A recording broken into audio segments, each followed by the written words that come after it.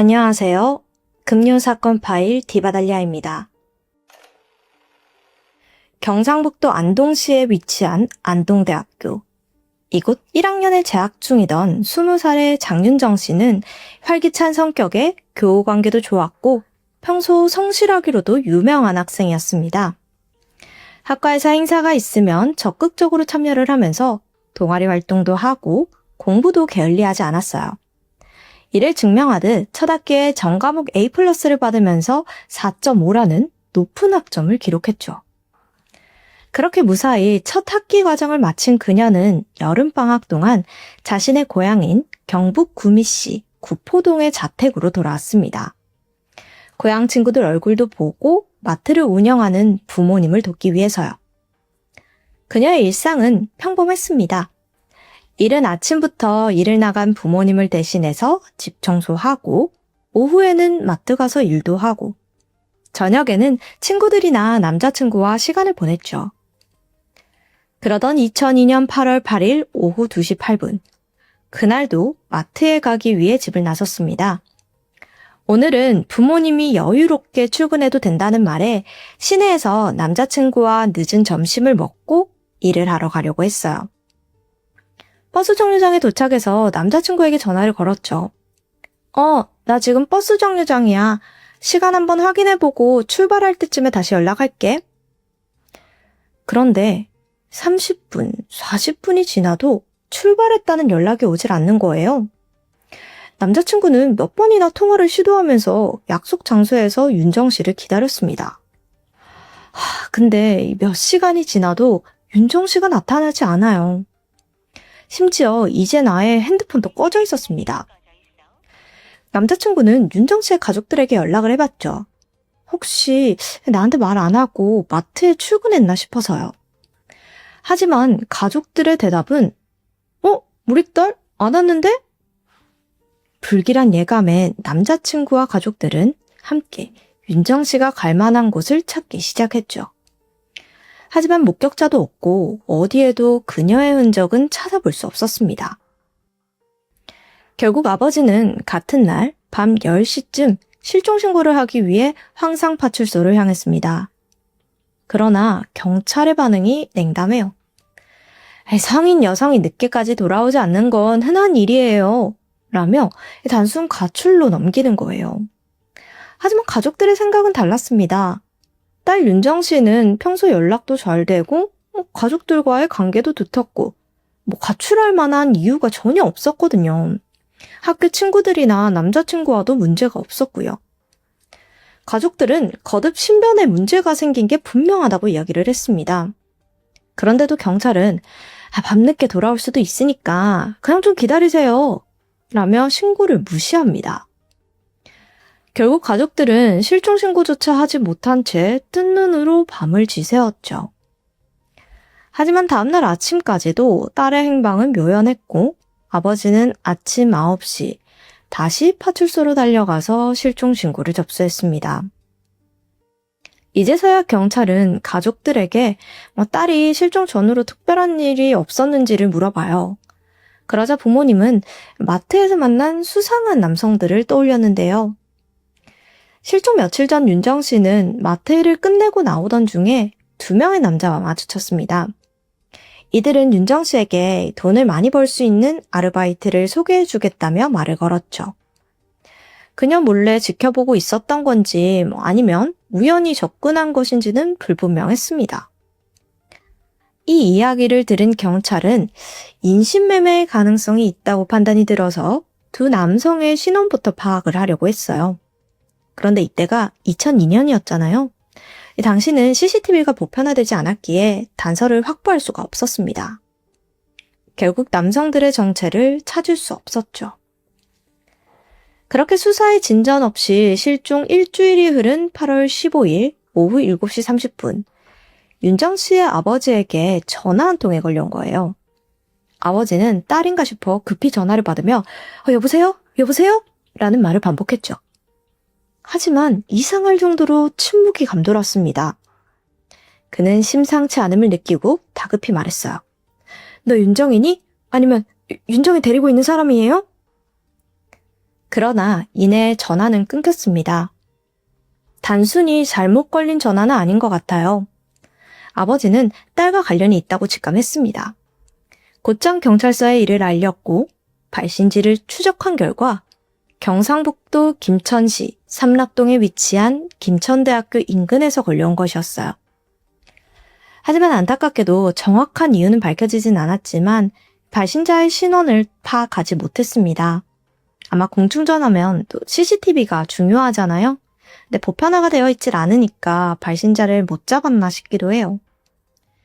가족들은 매일매일 피가 마르는 듯 했죠. 제발 무사히 살아있기만을 바랬습니다. 하지만 그 이후로 전화도 없었고 아무런 단서도 발견하지 못했어요. 그렇게 한 달이 조금 지났을까요? 9월 22일 오전 10시 20분 또 한 건의 실종 사건이 발생했습니다. 윤정 씨의 집에서 불과 1km밖에 떨어지지 않은 곳이었어요. 구미시 옥계동에서 15살 김아림 양이 친구들과 스티커 사진을 찍고 오겠다며 외출을 했습니다. 그런데 밤 11시가 넘도록 집에 돌아오지 않는다는 거죠. 걱정이 된 부모님이 친구들에게 전화를 했는데 뜻밖의 이야기가 돌아왔습니다. 아림이 약속 안 나왔는데요? 시내에서 한참 기다렸는데 안 오더라고요. 바로 한 달 전에도 실종 사건이 있었잖아요. 아림 양의 아버지는 놀라서 급히 황상파출소로 뛰어갔습니다. 이곳은 윤정 씨의 실종 신고를 접수한 곳이었어요. 역시나 이번에도 경찰의 대응이 참 이상합니다. 또 단순 가출로 판단을 한 거예요. 수사는 지지부진했죠. 당연히 실종 전단지도 배포되지 않았고요. 바로 며칠 전에 윤정 씨가 실종이 되었는데 이걸 어떻게 또 단순 가출로 판단을 한 걸까요? 본인의 딸이었다면 과연 이렇게 대응했을까 싶네요. 그렇게 아림양 실종 8일째인 9월 30일 경찰서에 한 통의 신고 전화가 걸려왔습니다. 저 물속에 사람이 있는 것 같아요. 낚시꾼 A씨는 평소처럼 낚시를 하러 갔는데 물속에 어떤 형체가 보이는 거예요. 이게 뭔가 해서 가까이 다가가 봤죠? 순간 여성의 시신임을 직감했습니다. 곧장 경찰에 신고 전화를 걸었고 확인 결과 8일 전에 실종된 아림양이었습니다. 시신은 집에서 약 20km 정도 떨어진 경상북도 칠곡군 기산면 노성리에 있는 낙동강변에서 발견이 되었는데 부검 결과 폐에서 물이 발견되지 않았어요. 즉 이건 아이가 물에 던져졌을 당시 이미 사망한 상태였음을 의미합니다. 또한 아림양의 목에는 졸린 자국이 뚜렷이 남아 있었고요. 살해당한 것이 명백했습니다. 아림양 살인사건은 인근 지역 주민들에게 큰 충격을 안겨주었고 점차 사람들 사이에서 두 사건이 동일범의 소행이 아니냐는 의혹이 확산됐죠. 명확한 증거는 없었지만 정황상 비슷한 점이 많았거든요. 일단 첫 번째로는 두 피해자 모두 버스 정류장에서 실종이 되었어요. 특히 이 두 사람이 사라진 버스 정류장은 불과 700m밖에 떨어지지 않았습니다. 한 두 정거장 거리죠. 두 번째로는 두 명 모두 남부에 있는 시내에 가기 위해 같은 시내버스를 기다렸다는 거고요. 앞서 윤정 씨가 남자친구와의 전화에서 버스 시간표를 확인하겠다고 말한 거 기억하시나요? 이를 통해 짐작할 수 있듯이 배차 간격이 매우 긴 버스였습니다. 기본 30분, 40분 정도는 좋게 기다려야 하죠. 현재라면 낯선 사람들의 차를 함부로 타진 않잖아요. 그러나 2002년 당시에는 버스가 잘 다니지 않은 시골에서 호위동승은 흔했다고 합니다. 실제로 2005년부터 2008년까지 8명 이상의 여성을 연쇄 살해한 강우순도 호위동승을 이용했었고요. 버스 정류장에서 여성을 태워 납치한 후 성폭행하고 살인을 저질렀었죠. 어쨌든 경찰은 범인의 목적이 금전이 아니라 성폭행일 가능성이 크다고 추정했습니다. 만약 금전이 목적이었다면 납치 후에 협박 전화가 여러 번 왔을 거예요. 그러나 협박 전화는 단 한 차례도 걸려오지 않았습니다. 또한 2명 모두 150 중반의 아담한 키에 마른 체형이었죠. 아림양의 핸드폰 기록 역시 가설을 뒷받침했는데요. 핸드폰 신호는 실종 당일 밤 10시 15분에 구미시 선산읍에서 마지막으로 확인이 되었습니다. 이 지역은 아림양이 가려고 했던 시내와는 반대 방향인 북쪽에 위치해 있어요. 현재에도 농가, 밭, 야산이 있는 한적한 지역입니다. 인적이 드문 장소를 향했다는 건 성폭행 가능성에 무게를 더했습니다. 게다가 아림양의 시신은 발견 당시 하의가 벗겨진 상태였죠. 하지만 시신이 오랜 기간 물에 잠겨져 있어서 범인의 DNA나 지문은 모두 사라진 상태였습니다. 범행이 워낙 인적이 드문 시골 지역에서 발생한 탓에 목격자도 없었고요. 결국 두 사건 모두 어떠한 단서도 확보하지 못한 채 현재까지 미제로 남아 있습니다. 이 사건에서 가장 큰 문제는 경찰의 수사 부진이었습니다. 비슷한 체격을 가진 여성들이 같은 시기, 같은 장소에서 연달아서 실종이 되었어요. 그런데도 경찰은 윤정 씨 실종 당시 단순 가출로 치부했죠. 또 한 달이 되었을 때 미성년자인 아림양이 실종되었음에도 사태의 심각성을 깨닫지 못했고요. 윤정 씨의 실종 전단지는 사건 발생 50일이 지난 9월 28일이 돼서야 배포되었습니다. 아림양의 실종 전단지는 시신이 발견된 9월 30일에 제작 예정이었고요. 그동안 가족들은 끊임없이 가출 사건이 아니라며 도와달라고 호소했었습니다. 그러나 경찰은 끝까지 무관심한 태도로 일관했죠. 수사 인력이 부족하다고 핑계를 대면서 초기 수사가 이루어지지 않았다고 합니다. 아림양의 시신이 발견된 후에야 경찰은 수사본부를 설치해서 뒤늦게 동정 전과자를 조사하고 목격자를 탐문했지만 수확은 없었습니다. 후에 사건이 알려지며 황상파출소를 비롯한 경북경찰청은 세간의 비난을 피할 수 없었는데요. 이에 경북경찰청 관계자는 피해자가 변사체로 발견이 되거나 납치된 사실이 확실하지 않은 이상 수사를 진행하기 어렵다는 다소 어이없는 해명을 내놓았습니다. 당시 경찰의 대응은 피해자를 구출하는 데 초점을 맞추기보다는 범행이 발생한 후에 수습하는 데 목적을 두었습니다. 잘못된 거죠. 사건으로부터 23년이 지난 현재에는 많이 개선이 되었는데요. 특히 미성년자 실종 사건은 즉각적인 수사가 이루어지고 있죠. 그래서인지 지난 6년간 99%의 아동을 무사히 찾아내는 성과를 기록했습니다. 그러나 성인 실종 사건은 여전히 단순 가출로 간주되는 경우가 많습니다. 한 해 평균 7만 명의 성인이 실종되는데 이 중 540명이 장기 실종 상태로 남아있죠. 성인 실종은 돈을 노린 단순 납치보다 강력 사건에 연루되어 있을 가능성이 높습니다. 성인 실종에 대한 신속하고 체계적인 대응이 필요하지 않을까요? 윤정 씨 실종 당시 제대로 된 수사가 진행이 되었다면 아림양 사건을 막을 수도 있지 않았을까 하는 안타까움이 듭니다. 중요한 목격담이나 증거가 발견되지 않는 한 추가적인 수사는 어려운 상황이에요. 윤정 씨 부모님은 혹시라도 딸이 살아있을 실낱 같은 희망을 붙들고 하루하루 버티고 있습니다. 딸이 사용할 수 있도록 은행 계좌에 돈을 넣어두고 제발 돌아오기만을 간절히 기도하고 있죠.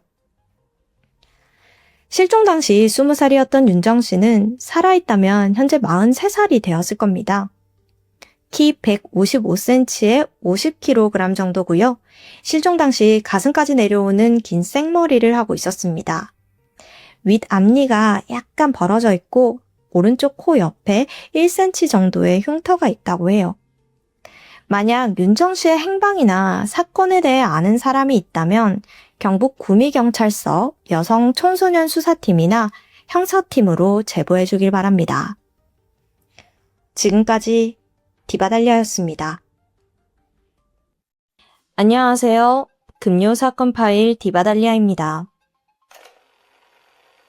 1990년 6월 8일 낮 12시 30분 서울 동작구 노량진 주택가에서 끔찍한 비명소리가 울려 퍼졌습니다. 이 대낮에 느닷없는 비명소리에 주민들은 즉각 촉각을 곤두세웠습니다. 그중엔 이곳 주택에서 살을 살던 박 씨도 있었는데요. 주인집에서 도둑이야 라고 소리를 들은 직후 그는 놀라서 방 밖으로 뛰쳐나갔는데 그때 낯선 남성이 서둘러 마당을 빠져나가는 모습을 목격합니다. 박 씨는 본능적으로 그를 붙잡아야겠다는 생각이 들었고 골목을 따라 황급히 남성을 뒤쫓게 됩니다. 그런데 갑자기 도주를 하던 남성이 속도를 낮추고 멈춰 섰습니다. 그리고는 쫓아오는 박 씨를 향해 길이 50cm짜리 회칼을 휘둘렀습니다. 박 씨는 두려움에 뒷걸음을 쳤고 남성은 이내 빗속으로 사라졌죠. 이후 박 씨는 간신히 진정을 하면서 다시 새들어 살던 곳으로 돌아갔는데 그곳에서 마주한 광경은 너무도 처참했습니다. 현관에서부터 혈흔이 낭자했어요. 아까는 너무 경황 없이 나오느라 미처 보지 못한 모습이었습니다. 게다가 마루에는 집주인의 아들, 서울대 화학과에 재학 중이던 25살 석 씨가 칼에 찔려 쓰러져 있었습니다. 피해자는 석 씨뿐만이 아니에요. 아내는 집주인이자 52살의 여성 이 씨, 그리고 그녀의 동료인 61살의 여성 김 씨가 피를 흘리고 있었습니다. 이들 모두 칼에 찔려 심각한 부상을 입은 상태였고요. 신고를 받고 출동한 경찰 역시 입을 다물지 못하고 현장을 살폈습니다. 특히나 집주인 이 씨의 상태는 참혹했는데 그야말로 난자를 당한 채 현장에서 즉사한 상태였고 또 함께 있던 동료 김 씨는 급소 부위를 7차례나 찔려 중태에 빠졌습니다. 그리고 이 씨의 아들 석 씨의 경우 머리와 왼쪽 동맥을 찔리는 치명적인 상처를 입었고요. 수사를 시작한 경찰은 가장 먼저 금품을 노린 강도의 소행이라고 생각을 했습니다. 근데 이상하게도 훔쳐간 물건이 전혀 없어요. 그리고 이게 단순 강도라기에는 피해자들의 상태도 심상치 않았고요. 보니까 3명의 피해자들 모두 정확히 급소를 공격당한 상태였습니다. 특히 사망한 이 씨의 경우 오버킬의 형태도 나타났는데요. 이러면 원한에 의한 살인이 의심되겠죠. 이 사망한 피해자를 제외하고 나머지 둘은 중태에 빠진 상황이라 범인에 대해 증언은 불가능했습니다. 그나마 불행 중 다행으로 새들어 살던 박 씨가 이 사건의 유일한 목격자였죠. 하지만 그도 경황이 없었고 또 하필 그날 비가 정말 많이 내린 탓에 자세한 인상착의는 기억하지 못했습니다. 그나마 박 씨가 기억하는 것은 이 범인이 30대 초중반의 남성이라는 것뿐인데 당시 90년대 때는 CCTV도 별로 없고 과학 수사가 발달했을 때도 아니죠. 따라서 목격자의 진술이 가장 중요하지만 당시로서는 박 씨의 진술로 범인을 추정하기에는 턱없이 부족한 정보였습니다. 한편 경찰은 혹시 피해자 이 씨 주변에 원한을 가질 만한 사람이 있는지 찾아보았습니다. 좀 더 이 씨에 대해서 알아보면은 그녀는 보험 판매 일을 하면서 평범하게 살아온 여성이었습니다. 주변 평판도 좋았고 금전 채무 관계도 깨끗해요. 경찰은 이 씨의 과거를 조사하던 중 한 가지 중요한 사실을 알게 됩니다. 숨진 이 씨에게는 아들 외에 딸이 하나 더 있다는 사실. 그런데 이 4년 전인 1986년 당시 고등학생이었던 딸 A양이 성폭행이라는 끔찍한 일을 당했습니다. 이때 가족들은 범인을 정확히 특정하면서 가해자를 고소한 뒤 이 재판에 넘겼던 사건이 있었던 거예요. 여러분, 지금이야 이 성범죄의 경우에 피해자의 의사와 상관없이 무조건 범인은 처벌을 받게 되어 있습니다. 하지만 과거만 해도 우리나라에서는 성범죄가 침고죄에 해당했습니다. 그러니까 피해자가 직접 고소를 해야지만 수사가 진행되고 처벌을 받게 된다는 뜻이에요. 당시 피해자 가족들은 범인을 절대 용서할 수 없다라는 의사를 분명하게 밝혔고 그래서 그는 징역형을 살게 되었습니다. 근데 경찰이 여기까지 알아낸 건 수사 시작에 보름 만의 일이었습니다. 좀 늦었죠. 원한 관계를 파악할 수 있는 가장 중요한 사건인데 근데 이걸 수사관이 좀 더 일찍 알아차리지 못한 이유가 있습니다. 이 당시는 1990년대라서 지금과는 달리 오히려 성범죄를 당한 피해자들이 숨죽여 살던 분위기였기 때문이죠. 이 씨가 사망한 이후에도 그녀의 딸 A양과 오빠 석 씨까지도 과거 성폭행건에 대해서는 적극적으로 진술하지 못했던 정황입니다. 관련성이 없다고 생각했을 수도 있고요. 어쨌든 경찰은 이 성폭행 범인의 신원을 찾아냈습니다. 그는 바로 30살이었던 범인 박형택. 확인해보니 이미 2년 전인 1988년에 출소한 상태였습니다. 경찰은 당시 그와 함께 수감 생활을 했던 출소자들을 수소문했고 이들과 접선을 해서 정보를 얻던 중 소름 끼치는 사실을 알게 되는데요. 박형택이 교도소에 있을 때부터 내가 나가면 복수를 하겠다며 이를 갈았다는 부분이었죠. 여기까지 알아낸 경찰은 노량진 주택살인사건의 유력한 용의자로 박형택을 특정했고 그를 신속히 추적하기 시작합니다. 그리고 사건 발생 16일 만인 6월 24일 오전 10시 경찰은 부천에 있는 한 독서실을 급습했습니다. 그리고 끈질긴 격투 끝에 이곳에 숨어있던 박형택을 검거하는 데 성공합니다. 참고로 검거 당시 박형택은 붙잡히지 않으려고 극심하게 저항을 했다고 알려져 있습니다. 자신의 성범죄를 고소했다는 이유로 이번엔 보복 살인까지 저지른 범인 박형택. 이게 어디서부터 잘못 꼬인 건지 그 사건의 전말을 한번 알아볼까요? 우선 그가 피해자 A양을 알게 된 것은 26살이던 1986년입니다. 이미 그때도 강간전과 산범이에요. 9월 24일 그는 고등학생이었던 A양을 길거리에서 우연히 마주쳤는데 애초에 두 사람은 전혀 알던 사이가 아니에요. 그런데도 불구하고 그가 어떻게 A양을 꾀어냈는지는 자세히 알려져 있지 않습니다. 어쨌든 그녀를 부천시 역곡동에 위치한 야산으로 끌고 갔고 그곳에서 몹쓸 짓을 저지르고 마는데요. 심지어 이 사건으로 A양은 그만 임신까지 하게 됩니다. 이 사건 이후 그녀는 수치심에 괴로워하면서 한동안 가족들에게 이 사실을 알리지 못했습니다. 너무 두려웠던 거죠. 하지만 어머니 이 씨가 점점 딸의 변화를 눈치챘고 결국 사건의 전말을 알게 됩니다. 분노한 가족들은 이듬해인 1987년 10월 범인 박형택에 대한 고소장을 접수했던 거고요. 범행이 드러난 박형택은 끈질기게 가족과의 합의를 시도했지만 어머니 이 씨는 결코 용서할 수 없었습니다. 하지만 가족들의 분노와 달리 재판부의 판결은 너무 허망했죠. 범인 박형택에게 내려진 처벌은 고작 징역 3년. 다시 한번 지적을 하지만 당시 성폭력 범죄에 대해서는 심각하게 받아들여지지 않았던 이 사회적 분위기 때문이겠죠. 그런데 박형택은 그마저도 억울했던 겁니다. 그래서 수감 중에도 계속해서 합의를 요구했지만 A양의 가족은 냉담했습니다. 그런데 박형택의 입장에서는 자기처럼 강간죄로 수감된 죄수들이 하나둘 합의에 성공해서 출소를 하자 나만 가지고 이래 이런 마음에 복수심만 커져갔습니다. 본인의 범죄를 저질러 놓고 되려 피해자와 피해자 가족들만 탓하는 정말 한심한 꼬라지죠. 쓰레기 중에 정말 상쓰레기예요. 그러던 1988년 12월 25일 박형택은 성탄절 특사로 2년 3개월 만에 형기를 마친 뒤 다시 세상에 복귀했습니다. 출소 소식을 들은 가족들은 박형택의 보복이 두려워졌습니다. 그리고 동시에 딸이 그런 몹쓸 짓을 당한 게 동네에 소문이라도 날까봐 걱정이 되었습니다.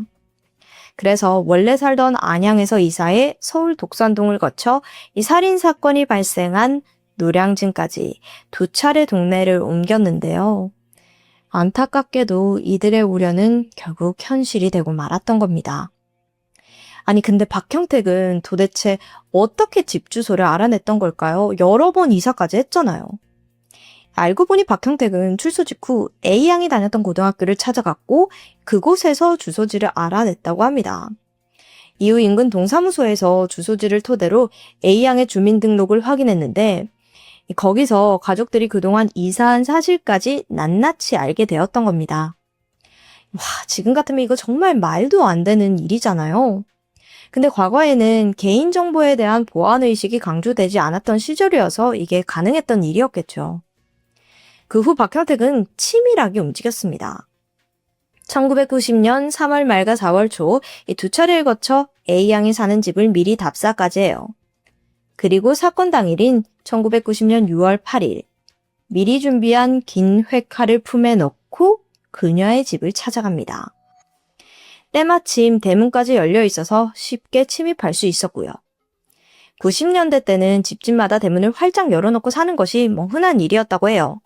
사실 집주인 입장에서는 당시 집안에 건장한 아들도 있었고 또 새들어 살던 청년도 있었기에 별다른 두려움 없이 문을 열어둔 채 동료와 담소를 나누고 있던 중이었습니다. 박형택은 거침없이 문을 열고 집 안으로 들어왔습니다. 그리고 이 씨와 눈이 마주친 그때 그녀에게 회칼을 휘둘렀습니다. 공격 직후 옆에서 비명을 지르던 동료 김 씨까지 칼로 찔렀고 잠시 후 비명을 듣고 아들 석 씨가 방에서 나오자 그에게도 공격을 시도합니다. 정말 무자비한 칼부림이었죠. 그나마 불행 중 다행으로 당시 A양은 집에 없었습니다. 검거 후 조사를 받던 박형태. 그는 내내 뻔뻔스러운 태도를 보였고 죄책감은 전혀 보이지 않아요. 오히려 이런 상황을 만든 피해자와 피해자 가족들을 원망합니다. 더구나 더 황당한 사실이 있는데 박형택은 이 출소 후 범행 전까지 약 1년의 기간 동안 온갖 일을 하면서 목돈을 마련했습니다. 근데 이게 닥치는 대로 돈을 번 이유가 있는데 바로 A양의 가족을 죽인 뒤 유능한 변호사를 선임하기 위해서였다고 말해요. 90년대까지는 단 한 명을 죽여도 계획 살인일 경우에는 대부분 사형을 선고받았습니다. 범인 박형택은 적어도 이 사형만은 면하고 싶었던 것으로 보여지는데요. 게다가 그의 보복 타깃은 A양의 가족뿐만 아니라 이 자신을 검거한 수사관까지 복수를 결심했다고 알려져 있습니다. 자, 이제 이 법은 그에게 어떤 처벌을 내려졌을까요? 그런데 예상치 못한 상황이 펼쳐졌습니다. 재판이 한참 진행 중이던 1990년 12월 8일, 돌연 박형택은 서울구치소에서 목매달아 숨진 채 발견됩니다. 당시 재판이 자기에게 불리하게 흘러가자 사형이 두려워졌고 또 더 이상의 복수를 할 수 없다는 울분에 극단적인 선택을 한 것으로 추정이 되는데요. 참 이 모습도 찌질이 같죠.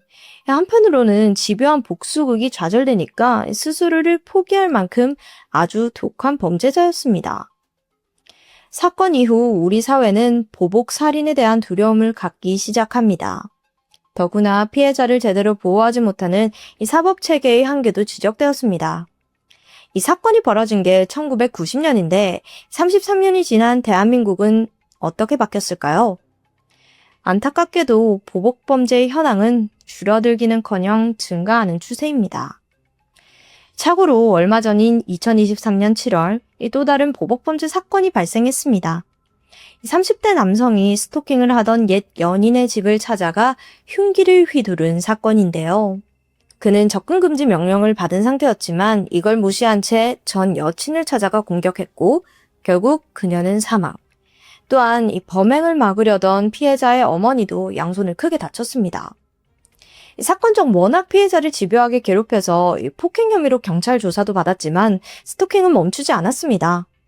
결국 전 여친은 고소장을 접수했고 경찰은 피해 여성에게 보호 조치의 일환으로 스마트워치를 제공해요. 접근 금지 명령은 당연했고요. 하지만 끝내 죽음을 맞기에는 역부족이었습니다. 어딘가 같은 형태의 살인이 33년 후에도 반복되는 느낌이 들어서 굉장히 안타깝고 씁쓸합니다. 최근 법무부는 살인을 저지른 흉악 범죄자에 대해서 가석방 없는 무기형, 즉 종신형 신설을 추진한다고 밝혔습니다. 실효성에 대해서는 여전히 논란은 있지만 적어도 우리 법이 피해자와 그 가족들을 철저히 보호할 수 있는 제도적인 울타리가 돼줘야겠죠. 그래서 더 이상은 피해자들이 두려움에 떨면서 살지 않은 그런 사회가 될 테니까요.